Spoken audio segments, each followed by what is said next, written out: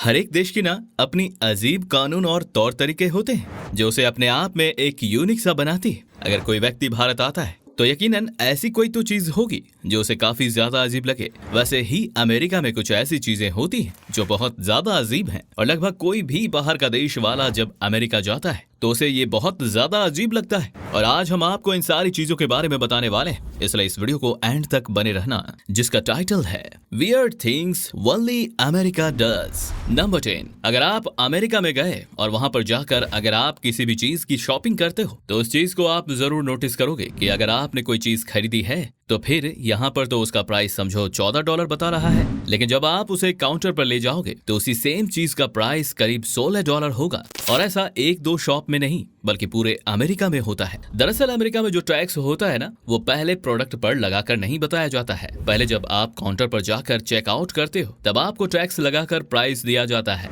जबकि भारत में ज्यादातर जगह पर आप जो सामान लेते हो उसका प्राइस वही रहता है और फिर उसमें किसी भी प्रकार का अलग से टैक्स ऐड नहीं किया जाता है और इस चीज को वैट कहा जाता है। वैट टैक्स भारत में लगभग हर एक चीज पर लगता है, सोने से लेकर चॉकलेट तक। और वही अमेरिका में ये अलग से क्यों लगाया जाता है, इसके पीछे एक बिजनेस आइडिया है, क्योंकि जब इसे अलग से लगाया जाता है तो हमें वो सस्ता लगता है। पर इंडिया में ऐसा किया जाएगा तो दुकानदार के ऊपर सब टूट पड़ेंगे कि उसने ज्यादा पैसे क्यों लिए। नंबर 9। दोस्तों, इस बात में तो कोई भी शक नहीं है कि भारत का फूड काफी ज्यादा हेल्दी होता है अगर आप रियल भारतीय फूड को खाएं तो, लेकिन अमेरिका के साथ ऐसा नहीं है। अमेरिका का फूड काफी अनहेल्दी है क्योंकि यहाँ के लोग हर चीज को डीप फ्राई करके खाना पसंद करते हैं। जैसे कि नॉर्मल हम रोटी सब्जी खाते हैं, वैसे अमेरिका में ज्यादातर लोग डीप फ्राइज चीजें ही खाते हैं। और सबसे कमाल की बात तो ये है कि ऐसे खाने की शुरुआत अमेरिका में हुई भी नहीं थी।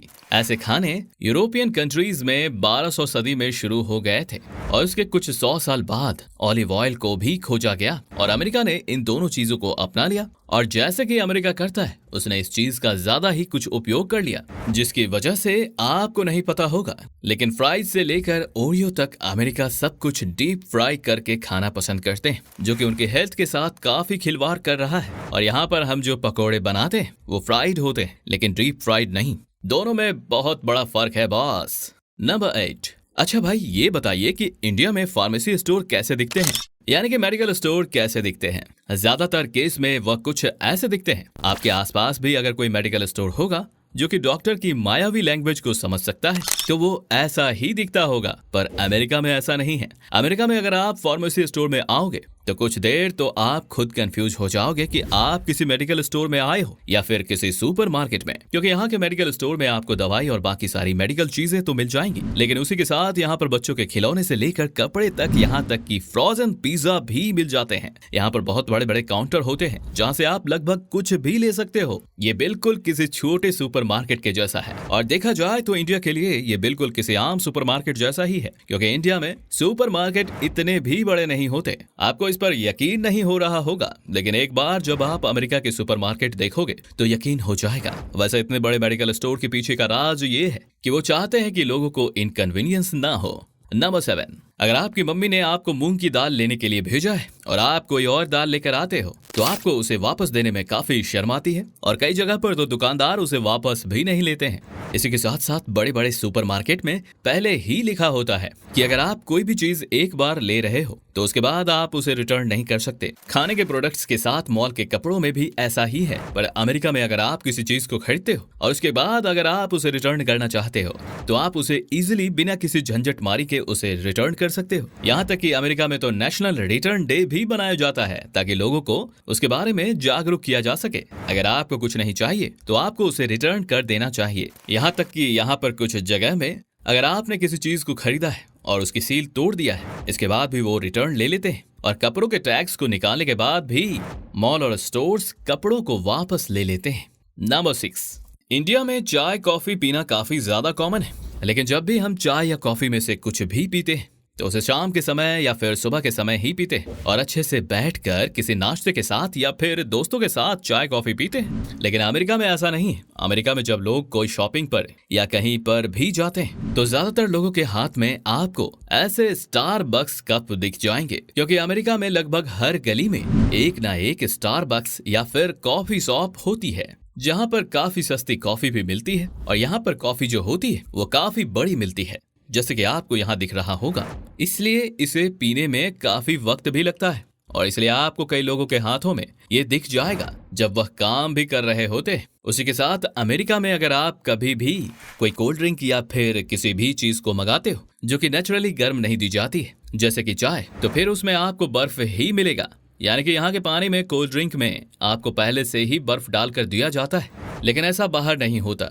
जैसे कि इंडिया में ही आप किसी होटल में जाकर पानी मांगते हो तो आपको नॉर्मल पानी दिया जाता है, और अगर आप सामने से कहते हो कि बर्फ वाला पानी चाहिए तभी आपको बर्फ वाला दिया जाता है, पर यहाँ तो नॉर्मल ही बर्फ वाला दिया जाता है। नंबर 5, भारत में बिजली का बिल बचाने की पूरी कोशिश की जाती है, क्योंकि आपको भी पता होगा आशीष चंचलानी का कहना है कि बिजली का बिल तेरा बाप भरेगा।